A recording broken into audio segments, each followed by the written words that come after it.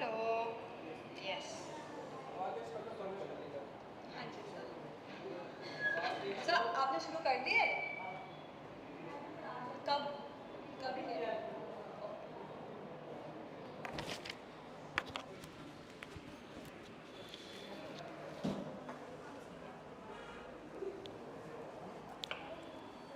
इसका आउटपुट बड़ा फनी रहता है okay so today what are we covering in the last class we had covered cultural diversity in which we covered Hofstede's model and we covered Schwartz value framework.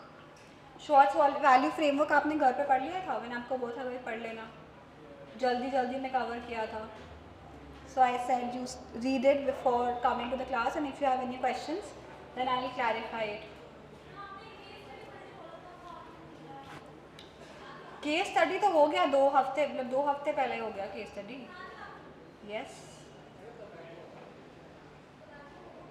Last class में हमने cultural diversity किया था we started with unit 2 which is a social diversity. Within social diversity in the last class we covered cultural diversity.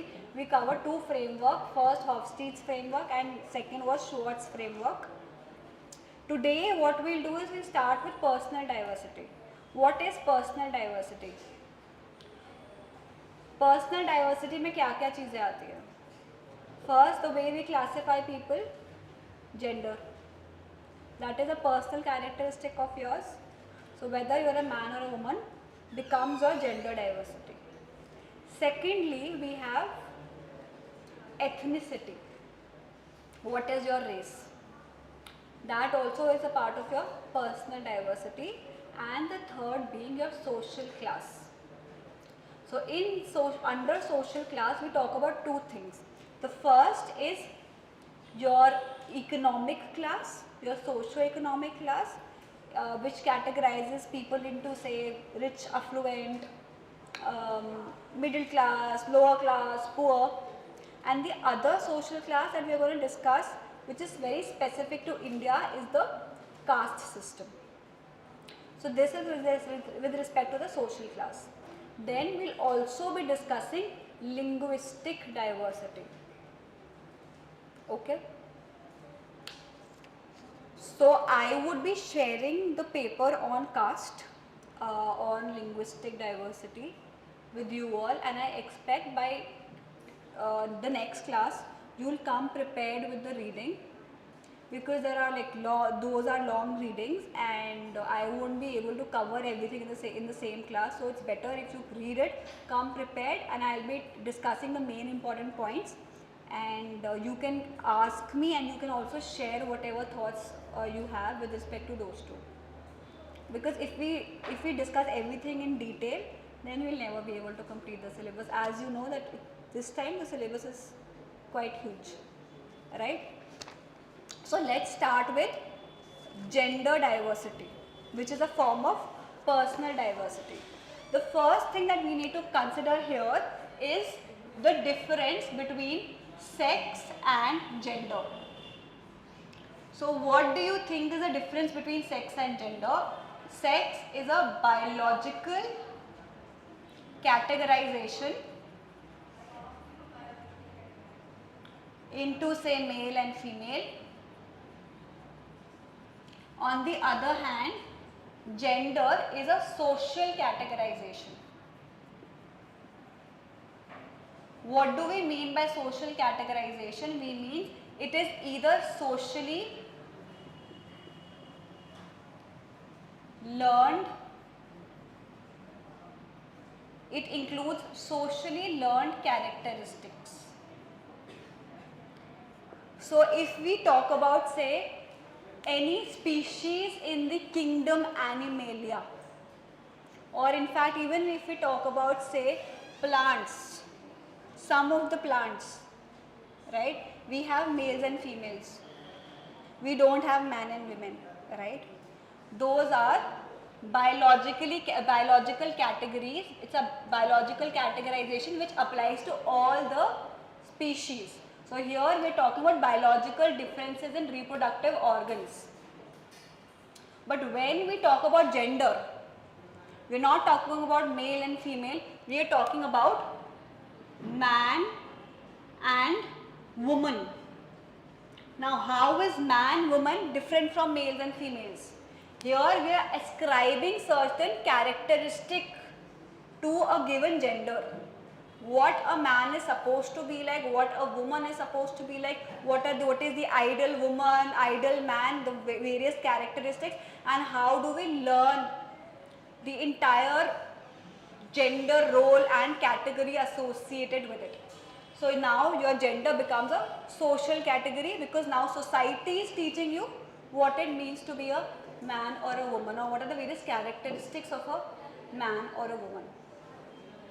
So firstly, when with respect to gender diversity, the most important thing is to understand the difference between sex and gender, and it is very derogatory to call a woman a female, because you are now degrading her to just the biological difference, primarily focusing on the reproductive organ, not focusing on the gender.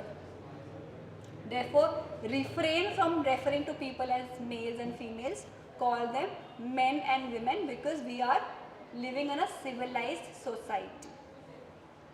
Okay, so an individual's gender or sex is the first basis on which people are socially categorized. First distinct marker of categorization, of putting you into categories. In fact, these days, even before babies are born, they're already categorized. How? Gender reveals are happening. If the baby is going to be a boy, we are going to burst blue balloons. If she is going to be a girl, then there are pink cake or pink confetti all over. What are we doing? Even before birth, we are categorizing them. Just after the birth, if it's a baby boy, the boy will be wrapped in blue cloth. If it's a baby girl, pink cloth. We are trying to put the baby also into categories with respect to what is expected out of them with respect to various characteristics, various behaviors. So right from the birth, people are then categorized. They are also categorized with respect to certain descriptors of behavior. Okay. So when I say they are categorized or social categorization happens, can you please get a duster from the other room? Can someone please get a duster from the other room? So here first we'll talk about descriptors of behaviors.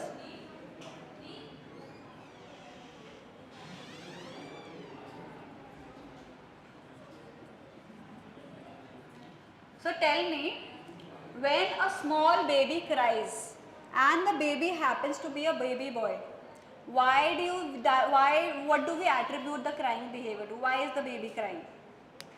The baby is crying because the baby is angry. He wants something and he is not getting it, therefore he is crying. So here we are attributing the crying behavior of a baby boy to anger. But similarly, if there is a baby girl crying, we tend to feel that she is frightened or she is afraid, attributing a baby girl's crying behavior to fear. So social categorization happens right at birth with respect to even description of a child's behavior, where the behavior like crying is described differently for a male and a female child. Secondly, so this study was done by Connery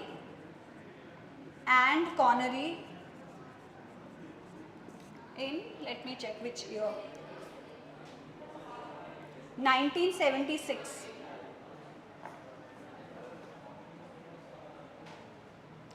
Then William and Best did another study in 1989, in which they said that the adjectives that are used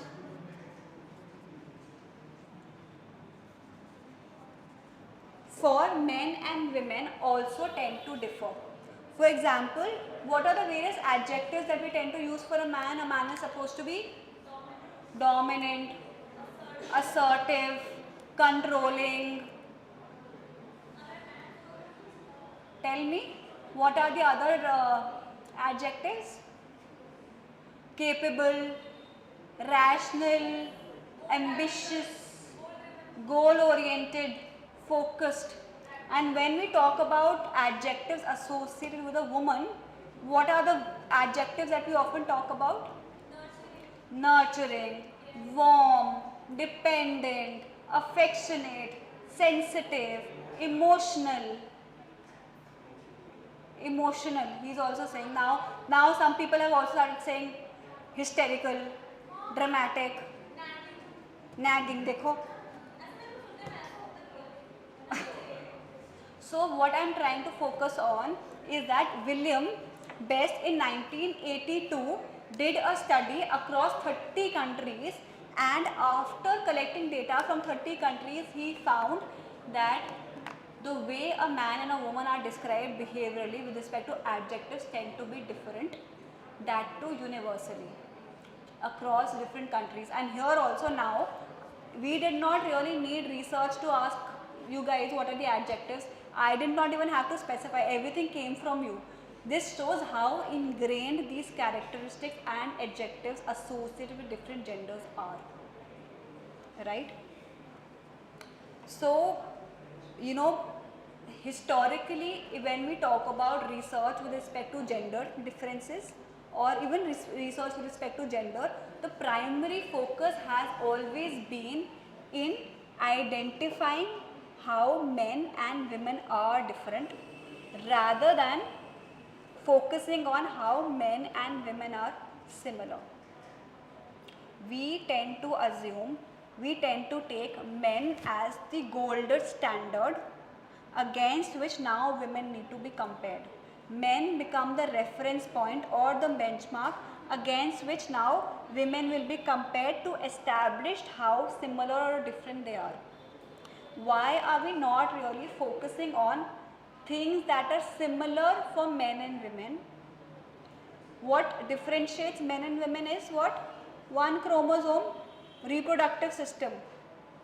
Are there any other systems which are different for men and women? No. Same digestive system, same respiratory system, same brain, everything is the same, but we only focus on, the only difference is reproductive organs.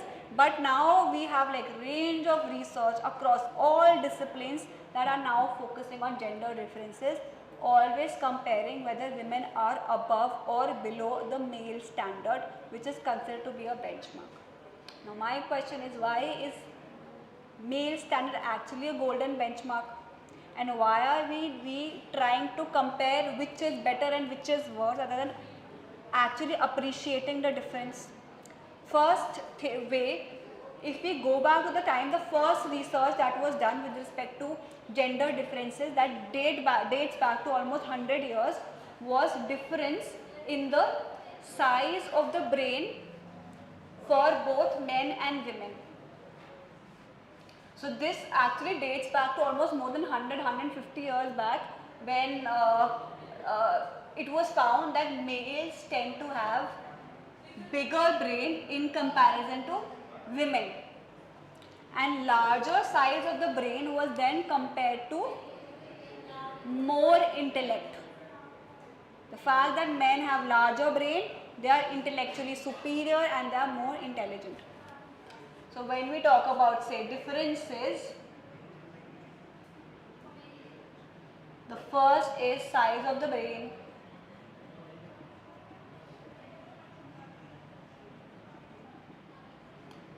Men have larger size of the brain than women, and we are saying that they are more intelligent. They are intellectually superior because of the size of the brain. Now tell me, is the desktop at your home, which has like a screen, a monitor, your keypad, a mouse, is that really more better than, say, MacBook Air? Not necessary. Just because something is bigger in size are we really saying that it is better with respect to functioning also? Maybe, I can also say that women brain is smaller, but they can do all the mental processes that a man's brain can do, that too very efficiently. So a woman's brain is actually more efficient, that it occupies less space, it is smaller in size, but can do everything that a man can do, and in fact even more. It is actually, research has proven that women are better when it comes to multitasking than men. Women in some areas have better mental abilities, they have better emotional intelligence than men. So why are we really equating the size to superior intelligence? That itself is a wrong way to compare. But the point here is that now men's brain has been regarded as the golden standard against which now we have to say whether it is smaller or larger, and we have to be compared. Why are we just not appreciating that proportionally men and women are different in sizes, and thus their brains are also different?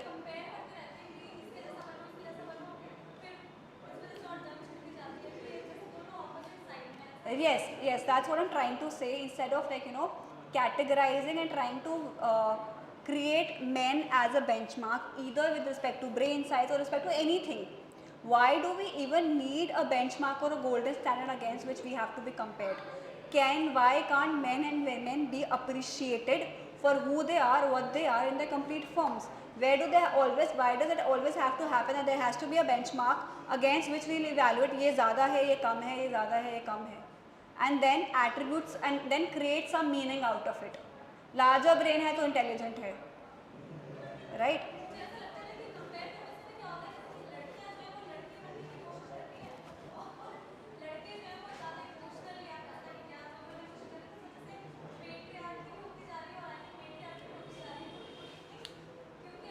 So don't confuse the concept of matriarchy and patriarchy with this. That is the way society functions.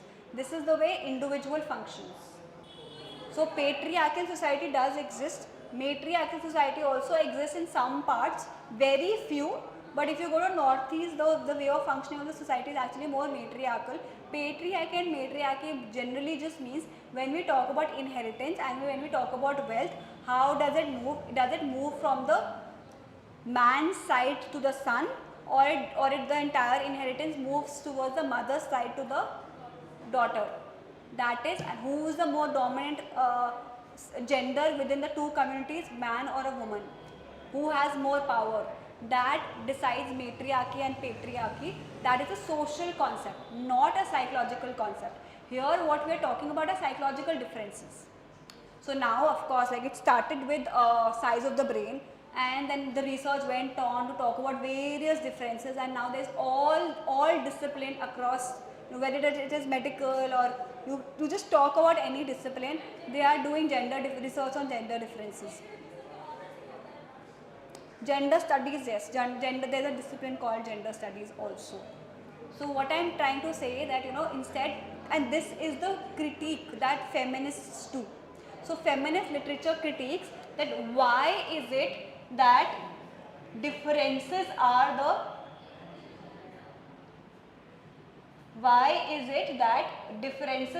the focus of gender study? Why are we just looking at the differences and asserting male superiority? That is the main critique that feminists have posed on gender research. To the extent now that research has moved forward and we as a society have also progressed, we have changed from thinking about the fact that brain size is different, or you need to consume gonads of certain animals to have higher testosterone in your body. Yes, all that research also happened, and there was a time when people actually started consuming gonads of animals to become more masculine. There's a very interesting book called Inferior.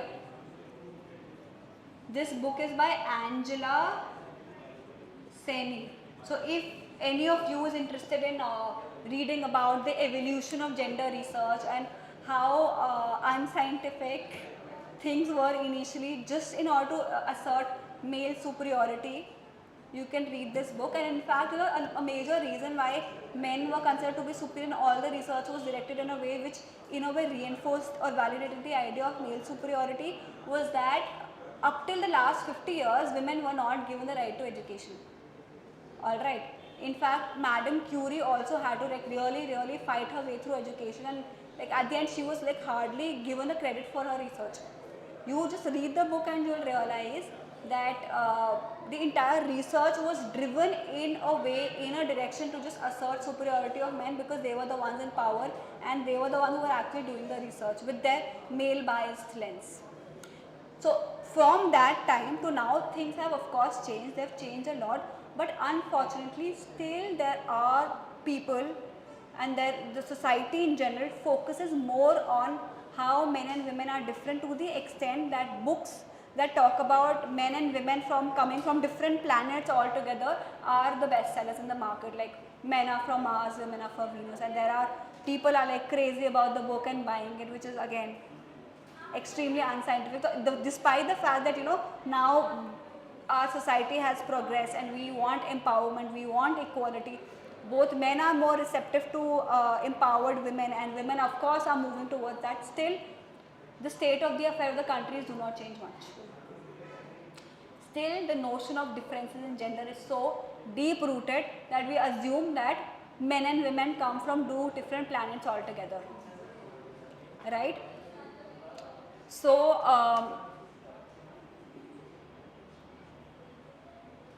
with respect to gender diversity, something that becomes extremely important to study as a part of the social issues is what? Sexism. How do we define sexism? How do we define sexism? Yes?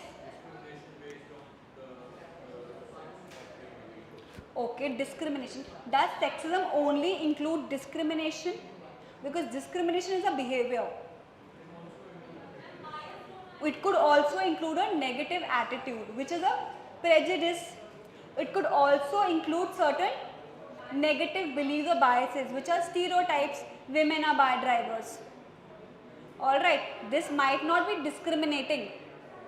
आपने कोई behavior नहीं लिया ना, आपने तो assume किया women are bad drivers, but it was still a negative belief that you held, and that negative belief itself is sexist, saying that it is sexism. Sexism is any bias or prejudice against a certain group or members of that group. Okay. Now sexism is also of various types. Does sexism always have to be negative, or can it be positive as well? Okay, sexism as a word itself is negative. Okay. Do you think there's something positive with respect to sexism, not in terms of the outcome, but in which in the way sexism is expressed? Women are good cooks. Women are very good at child rearing. घर तो एक औरत ही संभालना जानती है. What are these? Are these positive qualities, negative qualities? Positive qualities. Are all these remarks sexist? Yes, absolutely sexist.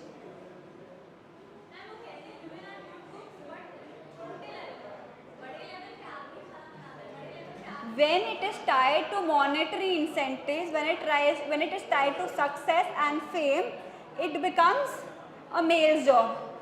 When it is tied to free labor, it is a woman's job, and she is very good at it. What is it? This is also sexism. Saying, okay, you are too good looking to be a professor, sexism. Even the fact that people would say, how can you as a 5 feet tall person manage your class, or doubt my abilities to handle the class in the last class? I know who said it. What is it? Sexism. Some of it is negative, some of it is positive, but both are sexist. So when a remark is negative in nature, by saying women are incompetent, उनसे drive नहीं हो सकता, वो ये नहीं कर सकती, वो बाहर का काम नहीं संभाल सकती, that becomes hostile sexism. But when we are talking about things like the other examples, suppose there is a woman executive who walks into the room and is about to sit at a negotiation table to start an arbitration process, say for example. And another co-worker says, you know, you look pretty good in a suit. That is also, it is very unprofessional. Suppose there is a very good looking man in a suit and he comes and sits on a negotiation table. Will anybody say, oh, you look very nice in a suit? Never. It is a remark that somebody who is, firstly it is a remark that for a woman, physical appearance is the primary importance. She is coming and sitting at a negotiation table. You are not really acknowledging her competence, you are putting a remark on her appearance. First, you are assuming, class, if you guys have to talk and if this topic doesn't interest you, absolutely okay and comfortable with me. My only request being, all of you please walk out of the class. I want, even if I have to teach just 2 students, I will teach them, but I want them to be interested. You can mark your attendance, I have no problem giving you attendance just like that, just walk out. If anybody else will come and ask me why are these students out, I will tell them because I have kicked them out. You don't have to worry about that as well. But don't create nuisance in my class.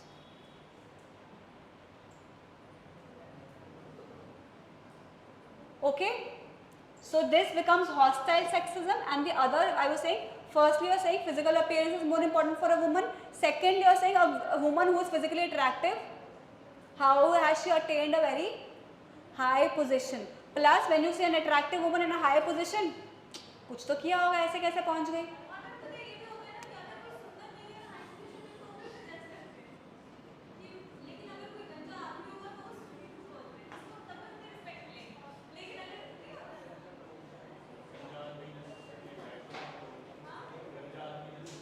Now that is also sexist, Prachi. Sexism is not just related to women, it is also for men. So when we say men shouldn't cry, sexist, men should be the one who should be like taking care of the entire, आपको ही तो घर संभालना है, बड़े होके जिम्मेदार बनिए, काम करना सीखे, that is also sexist.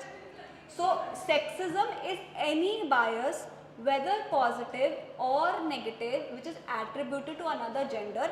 Unfortunately, most of the time, 90 to 95% of the time, it is women who are targets of sexism and victims of sexism because of the inequalities in the power. But that does not mean that sexism is only restricted to women, but we will study about women because 90-95% of the sexism happens with respect to women being the victims. हाँ, होता सबके साथ ही है. Every society, every institution has its own goods and bads.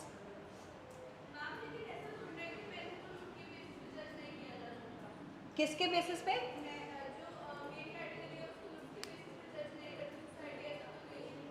किसके basis में जज?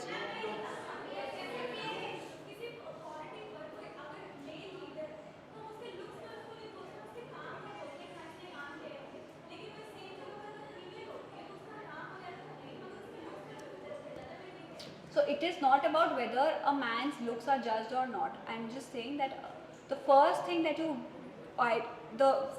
notice in a man, the primary importance that you give to a man's feature is not his physical appearance. Maybe physical appearance will come later, but the first thing that often a woman is judged upon is her physical appearance.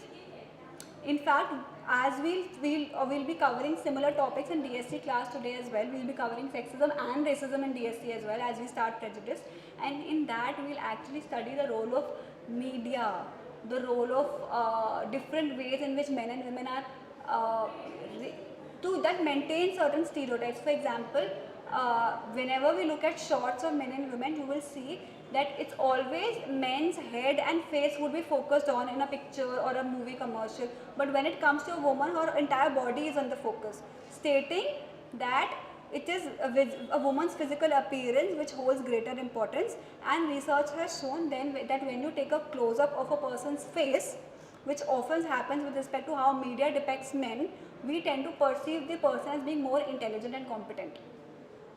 Subtle ways through which sexism is ingrained in our society and even maintains in our society. Okay.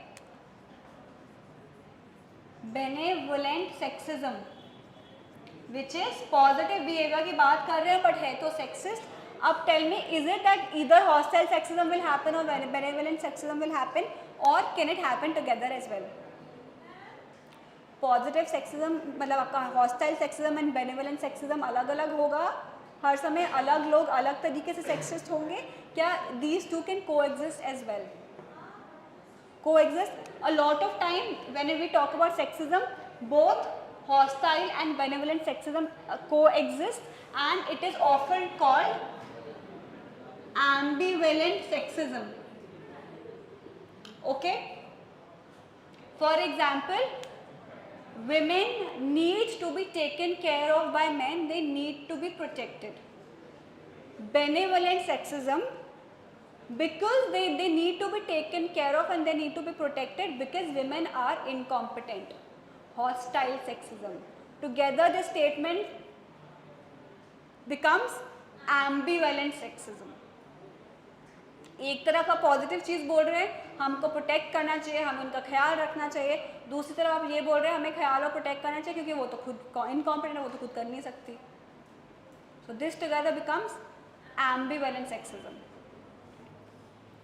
So next thing that we need to talk about is how do women respond to sexist comments. We all know that they are like, you know, women are hurled multiple sexist comments on their every day-to-day interactions. But how do women choose to respond to them? In fact, it's not just about how they choose to respond to them, it's also about whether they choose to respond to sexist comments. Firstly, they decide whether they want to choose, whether they want to respond. A lot of times women just let it slide by, they ignore. क्या फ़ायदा respond करने का, छोड़ो. They ignore as if they did not understand it. They ignore as if they did not catch it. Or maybe they'll just, or even if they choose to respond it, they don't directly respond to it by saying, hey, that comment was not good, it was sexist, or you know, this is not how you should be talking about women. They'll be like, ha ha ha ha, ऐसा तो नहीं होता, in a humorous way, or they'll be asking, अच्छा ऐसा क्यों लगता है तुम्हें, ऐसा क्यों लगता है, questioning manner, instead of directly pinpointing or getting to the root cause of it. First, whether you are choosing to respond or not, even if you choose to respond, how do you respond? Are you responding indirectly or are you responding directly to the sexist comment? There was a study done by Swim and Hires in 1999. Swim and Hires in 1999, where he studied how women tend to respond to sexist comments. So what he did was he first pooled in women from psychology undergraduate course. He recruited them, hired them, and then he made groups of 4. And all the participants were told that the task that the group would be given would be a group decision making task. In every group there were 4 people. There were 2 conditions. One was solo condition. In the solo condition, there was only 1 woman participant. The other 3 were actually male confederates. Who are confederates? The one who are not the real participants, rather they are aligned with the experimenter in the same purpose to deceive the participant or to create that manipulative condition. Okay, this was the first condition, which is solo. In second condition, it was called non-solo. There was 1 female participant, I will write P over here and C over here, plus 1 female confederate and 2 male confederates. So यहाँ पे क्या है, यहाँ solo condition में there is just 1 female participant, 3 males हैं, यहाँ पे 1 female participant का, 1 फीमेल कन्फेडरेट भी है, other 2 are men. So they were given a group decision making task. अब ग्रुप डिसीजन मेकिंग टास्क में उनको क्या करना था? They were given a list of 15 women and 15 men. along with their name, occupation, some detail about these people, and their task was to identify or shortlist 30 people who they feel, 13 people who they feel would be able to together survive or ensure survival of the group if they're stranded in a deserted island. तो 13 लोगों को हम इनमें से उठा के एक deserted island में भेज देंगे. आपको सिलेक्ट करना है 13 लोग कौन होने चाहिए कि ये सर्वाइव कर सकते हैं उस आइलैंड में. So this was a task that they were given. इसके बाद ना 2 कंडीशंस और थी.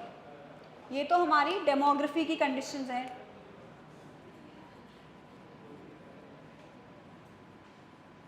Another conditions was the sexism, जिसमें हमने मैनिपुलेट किया है. First is sexist condition, the other is non sexist condition. In the sexist condition sexist comments were made. In non-sexist condition comments were made, but these comments were not sexist. They were neutral comments. For example, whether they were in deciding whether there was a chef that should be included in the group because he's a chef, he can cook, increases survivability. A male confederate responded by saying that we don't need to hire a chef, one of the women can cook. That is a sexist comment. On the other hand, in the non-sexist condition, a similar comment was made. There is no use of taking or including a chef. One of the group members can do the cooking. Here we are not putting the role of cooking on a woman, rather we are saying again we don't need a chef primarily for the purpose of cooking. Cooking is something that any group member can do. Now tell me, depending upon these conditions, I have given you the entire experiment, what do you think would be the results? How many women would have spoken up to sexist comments?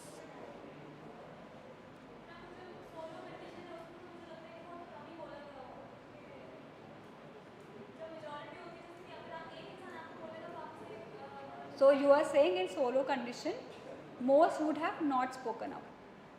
Anybody disagrees with her? What do you think? What? In solo they would not, but in non-solo they will open up because they have a confederate, because they have a female confederate. Okay. Anybody who disagrees? The research disagrees? Yes?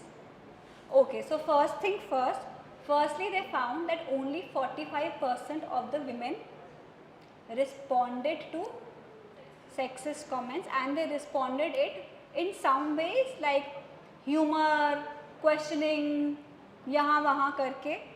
Only 16% of the women directly responded to sexist comments by calling out that the comment was sexist or that it was unfair, or that or saying that this cannot be the basis of selecting someone, using more rational approach. So just imagine, only 16% of the women directly spoke up, only 45% of the women responded to it using other ways like humor, questioning, etc. More than 50% did not respond. They chose to let it slide and ignore. Okay. Secondly, when we talk about differences in the conditions, solo versus non-solo. In solo conditions, women spoke out more as compared to non-solo condition. Why? Why? Because now they felt it is their responsibility and it is their accountability to defend women. When there are more than one person and the other confederate lets the sexist comment slide and she does not respond, the female participant is likely to feel, इसने तो कुछ बोला नहीं तो मैं क्यों बोलूँ, ठीक है इसने इग्नोर किया मैं भी इग्नोर कर देती हूँ. So you tend to behave like the other female also. Here we will talk about the concept of diffusion of responsibility. So now if there, for example, आप suppose करो आपका नाम क्या है, Charu. Shanu falls down from the chair. There are just 2-3 people there. All of you, the 3 of you will help her. When she fell from the chair, you will help her get back to her seat. What if the entire class is present? Then also you will help her. Maybe not, because इतने सारे लोग हैं, कोई ना कोई तो help कर देगा.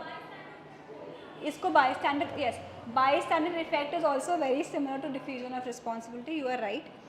So in diffusion of responsibility, what happens is, क्योंकि इतने लोग हैं, अब ये खाली मेरी responsibility नहीं है to help her. Anybody can help. So the amount of responsibility or accountability that you hold towards someone or something reduces. It becomes distributed rather just disparate among people. It becomes diffused. अब एक बंदा responsibility नहीं लेगा, हर इंसान लेगा. So in this condition also, when there are 2 people, so one might feel, why should I be the one speaking out? Why is other not speaking? And if she is not speaking, then why should I? This led to people to not speak up more. Now coming to the point of why we are discussing it. What do you think? What are the implications of discussing this study altogether?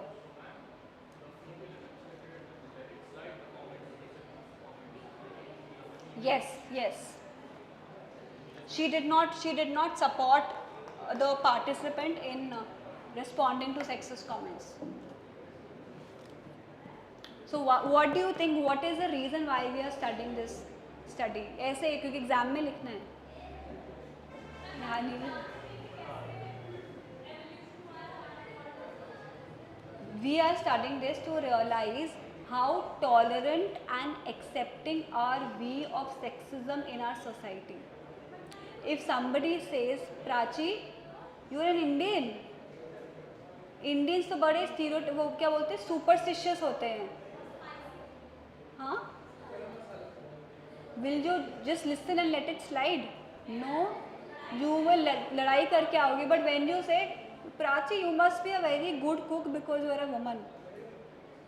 This just shows how tolerant are we to sexism, how normalized it has become, and how we've just accepted it rather than fighting it off.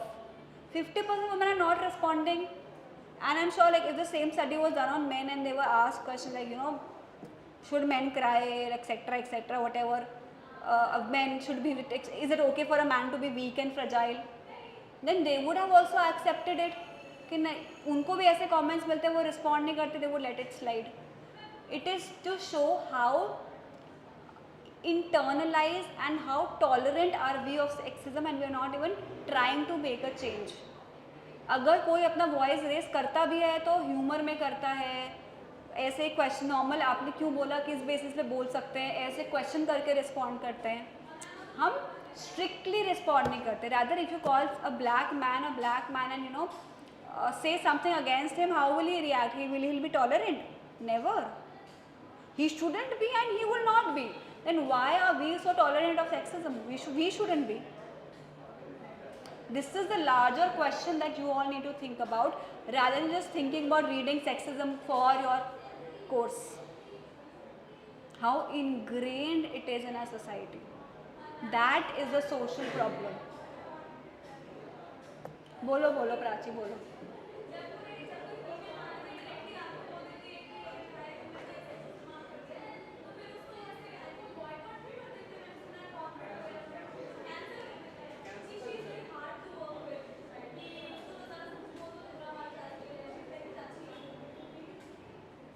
And similarly, if a man disagrees, what will happen? Is he touchy? Is he hard to work with? No, he is very assertive, he is very aggressive, he knows how to put his point. But if a woman chooses to put her point, and if in case, first thing is like she'll be questioned for her demography. She'll be questioned on her demography. तभी तो उसकी अभी तक शादी नहीं हुई. ऐसे नखरे करती है, इसलिए तो अभी तक शादी नहीं की. बोलते हैं ना. I have heard this. If a woman is in a bad mood, सुबह सुबह अपने पति से झगड़ा करके आई होगी. Will the same thing be said for a man? No, never. This is how ingrained sexism is. Okay, can we now move to the second topic? We don't have so much time for all this. Second is ethnic diversity in terms of race.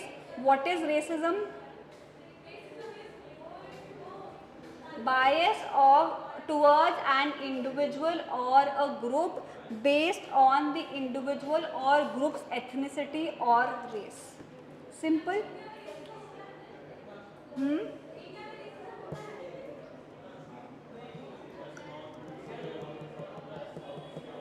Can we move forward with the course and then we'll discuss how it applies to Indian context?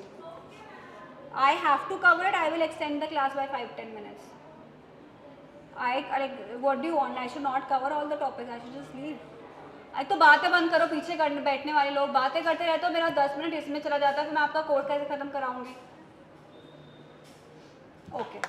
So it often seems that racism does not exist any longer because now there are laws, there are policies against racism.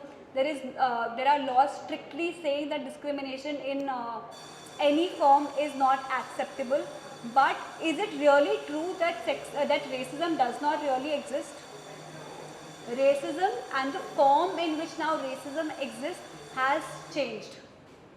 Earlier you had blatant racism, like Indians and dogs are not allowed in the theatre, right? Now it cannot be that blatant, but it still exists in a very subtle manner, and I'll tell you how. If we look at US statistics in terms of Human Development Index, the US statistics for Human Development Index is 6th rank globally. Okay, very high, right? Good rank. But if we take data of only African Americans in US, the Human Development Index falls to 31st rank. What does it indicate? Disparity among the two races, whites and blacks. आप सिर्फ black का data देखोगे तो 31 पे है. Further, if you take Hispanic Americans सबको पता है कौन सा रेस होता है? नहीं पता तो गूगल करना आज. Latin होते हैं. नहीं, Indians नहीं होते. Hispanic, if we take the data of Hispanic Americans alone, then the rank further falls down to 34th with respect to Human Development Index. What is it indicating? Racism is existing. Just because we have made laws and policies against racism doesn't mean that racism is not happening. It is still happening. Now the way it is happening is different. आप overtly किसी को नहीं बोल सकते I am not going to rent you my flat because you are an African American, or I am not going to give you this job because you are an African American because you don't deserve it. No. But there are subtle ways in which racism exists. If you ask people, are they racist? No. Nobody will accept that they are racist. In fact, it's not that they are not accepting it to you. They won't even accept it to themselves. People don't want to be viewed as a racist because being a racist is not a good thing. Do you want to be called a sexist? No. Nobody wants. But are you a sexist? Maybe yes. Deep down you are. Maybe all of us are. In fact, I think in some ways all of us are sexist. Right? In some ways all of us are racist. But we will never accept that we are. To others as well as to ourselves, because we want to assume a more egalitarian, a more secular, a more equality focused image of ourselves. Then how does racism come into play? There is something called aversive racism. Aversive racism means that people might feel that they are not racist, they are egalitarian, but they still hold some negative attitude towards a certain race which comes out very unconsciously. Like, would you want to date a white American? Maybe. Would you want to date an African American? No, maybe not. Are you a racist? No, I'm not a racist. I just have my preferences. What does it become? Aversive racism I myself do not know that I am being racist, but I am being racist by even having these different preferences. Example, okay, another form of racism is symbolic racism. In this again, we believe we are equal, we believe we are not racist, we feel we don't have any prejudice against a community, and you have nothing against a community, but you have something against what is associated with a community. Again example, I don't have problem with African Americans at all, they are very good community. I have a problem with the affirmative action that the government is taking by reserving certain jobs and positions from them, because the culture should be based upon meritocracy and everybody should be offered equal opportunity. So for African Americans I have no prejudice, but I have a problem with affirmative action of reserving jobs for African Americans. Similarly, if you look at the Indian context, we are not talking about how the quota system and the reservation are working in India and the politics involved. Let's just keep the politics and things that are happening aside and just look at it from a conceptual level, at a theoretical level. We saying that we don't believe in differences of caste, all castes are equal. I am not against any caste, but I am against reservation.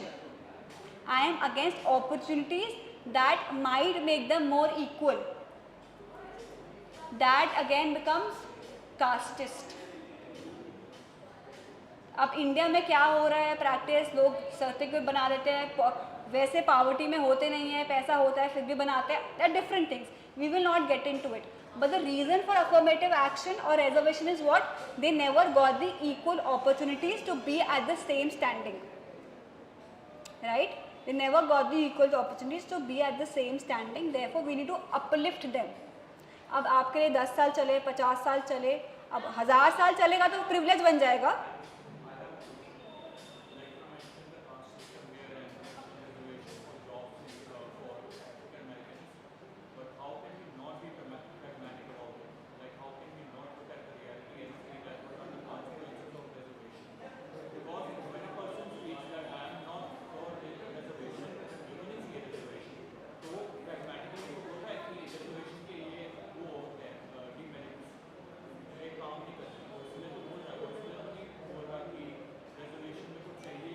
So again, I'm not talking about, again, I started my statement by saying let's not go into Indian context and how it is being practiced or whether they are getting freebies or extra privileges. Let's just focus on the concept here. ठीक है, concept ये है कि पहले the starting line is not equal. If I look at say higher caste have always been privileged, lower class has not been privileged that much. So if they have to be equal, 1 or 2 generations have to be given that extra push. अगर equal है ही नहीं तो बच्चा अपने से जैसे high class के लोग अपने कास्ट के लोग अपने बच्चों को स्कूल में डाल पा रहे थे, लोअर कास्ट नहीं डाल पा रहा था. 1-2 जनरेशन को पुश देंगे तो आगे जाके इक्वालिटी क्रिएट होगी. But again it has to be of a certain time frame. If it goes on for another 1000 years, then it is no longer an affirmative action, it becomes a privilege. For something to be an affirmative action, it has to be specified for a good enough time frame, like maybe like 2 generations are given advantage. So that, yes, there has to be certain constraints, there are certain ways in which policy has to be formed. Like 2 generations get an upliftment, 3rd generation हमने हटा दिया क्योंकि we are assuming they are already in an equal plane. Right? If it goes on for like thousands and thousands of years, then it becomes a privilege, right? So again, I'm not getting into say the way it's been practiced, but the concept, like saying I am not against lower caste, but I have problem if they are being uplifted, and that becomes an example of symbolic caste, symbolic racism. Okay. Then lastly, we have something called ambivalent racism. What is ambivalent racism? It is saying that yes, there is a section of people who have been treated unfairly, accepting that there are people, or accepting that certain race has been mistreated, knowing that it is unfair, etc. वो सब हम recognize करते हैं, but opportunities change नहीं होनी चाहिए. Saying that the system is based on meritocracy, से GRE score सबको लेकर आना है and it's based on meritocracy. So and if African American couldn't clear it, it's because they did not have the ability or put in efforts. I agree, African Americans have been treated unfairly. I agree there is prejudice, but this system is based on meritocracy. But here we are denying the fact that they have been treated unfairly and that they have been mistreated denies them the same opportunity to actually compete at the same level. So even if they have the right intellect and they have put in the right effort, they might not able to achieve the same outcome. Why? Because the environment or the opportunity itself is different. आप public English medium पर school से पढ़ के आए हो, दूसरा Hindi medium से पढ़ के आया है, उसका एनवायरनमेंट ऐसा था कि उसके पास एक घर में 10 लोग रहते थे, उसको पढ़ने के लिए जगह नहीं मिलती थी. उससे अगर आप अपना आउटकम कंपेयर करोगे, उसका आपने ट्यूशन्स भी ली, उसने मुश्किल से अपनी क्लासेस अटेंड करी, फिर बोलो कि आउटकम तो सेम नहीं आया, तो उसने एफर्ट नहीं किया होगा या फिर उसमें इंटेलिजेंस नहीं, that was going to be unfair because the environment the opportunity itself was not the same for us to be able to compare the outcomes. That is ambivalent racism. तो हमने 3 type के racism पढ़ ले, 3 type के sexism पढ़ ले. Next class में हम सोशल क्लास पढ़ेंगे, poverty, casteism, linguistics. I will share the papers. You will come prepared with all the 3 papers by the next class. उस दिन आप केस स्टडी पढ़ के नहीं आए थे, मैंने फिर भी एंटरटेन किया, मैंने पूरी क्लास ली. इस बार ही पेपर नहीं पढ़ के आओगे, मैं एंटरटेन नहीं करूँगी. रिवीजन क्लासेस में टाइम मिलेगा तो फिर से कर लेंगे. ये लो, यहाँ से सारी रेसेस अपने कल्चर की ले ली थी ना पिक्चर, ठीक है. ये डेमोग्राफिक पर्सनल डाइवर्सिटी से पिक्चर ले लो सोशल क्लास तक के लिए. Who has the attendance sheet? अरे ये भी मैं ही करूँ, लेकर आओ एक अटेंडेंस शीट, भाग के भरो. ये चीज़ तो आप खुद याद रख सकते हैं ना कभी कभी.